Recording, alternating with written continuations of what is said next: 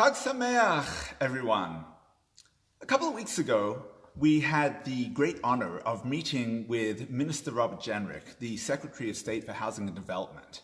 And we congratulated him on all of the government guidelines about coming into shul. You know, they managed to spell out everything that listed whether we could blow shofar, how to do tashlich, dancing on Simchat Torah.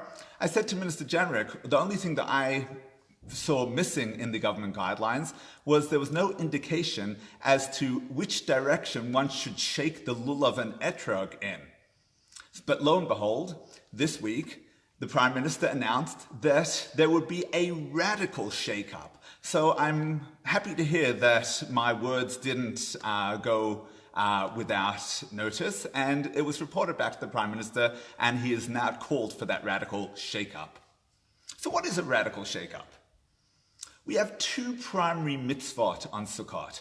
The first mitzvah we have is to dwell in the sukkah. Now, the Talmud asks, what if you have a sukkah that is a yeshana? It's old. What does it mean, old sukkah? It doesn't mean that it dates from ancient times. It means that you used it last year and you simply closed the door, came back this year, it's the same sukkah and it has the same schach.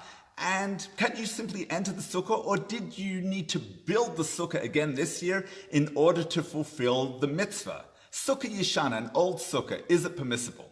So the Talmud concludes that what you need to do to make it kosher again is a radical shake-up. Something like taking the schach and giving it a good shake, and now that you've done that, you've rebuilt the sukkah, and it is fit for use again this year.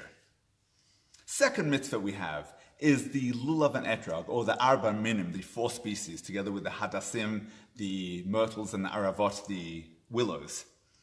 So the traditional minhag, as brought in Shulchan Aruch in Code of Jewish Law, is that you shake the lulav first forward and then slowly but surely make your way around in a circle around your body. Now along comes the Arizal, one of the great Kabbalists in the 16th century, and he proposed a radical shake-up. He says first you shake to the right, then you shake to the left, and then only then you start shaking forward. What's the difference? What is the idea behind the Arizal's radical shake-up? So originally, being Jewish meant belief in one God, belief in morality. Think about our patriarch and matriarch, Abraham and Sarah. They went and they told the world. Now that meant at the time, swimming against the tide. Nobody else believed in that. Everybody else believed in polytheism. Everybody else believed in doing whatever you wanted to do. And they had to simply forge ahead, move forward without looking right or left, and eventually you would fix the issues around you secondarily. But first thing is to move forward. But in recent centuries, things have changed. Most of the world now adheres to monotheism and basic morality and ethics. And so we're no longer, as Jews, having to swim against the tide and just forge forward in that regard. Instead, though, we have competing ideas and ideologies coming at us from every direction, and it can be a little confusing sometimes. It's almost like crossing a road in busy traffic. What do? The first thing you do is you look right and you look left. That was the Arizal's radical shake-up. Now, of course, we stick with our minhag, but it's important to be familiar with various customs and various practices. This week, the Prime Minister called for a radical shake-up of adult education. What does that mean? It means recognizing that with traffic whizzing back and forth, we need to pause and prepare ourselves before we cross the paths of life.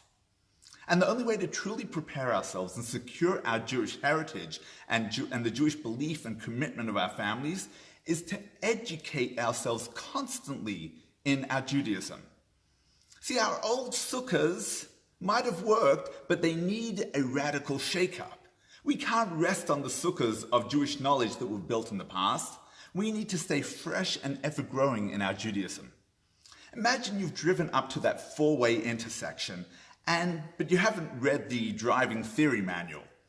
You have no way of knowing how to proceed. So at HGSS, we're accepting the Prime Minister's challenge.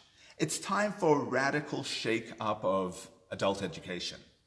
After Yom Tov, our Wednesday night Beit Midrash program resumes, and shortly we'll be rolling out a host of new and exciting classes and lectures from experts from here and across the globe.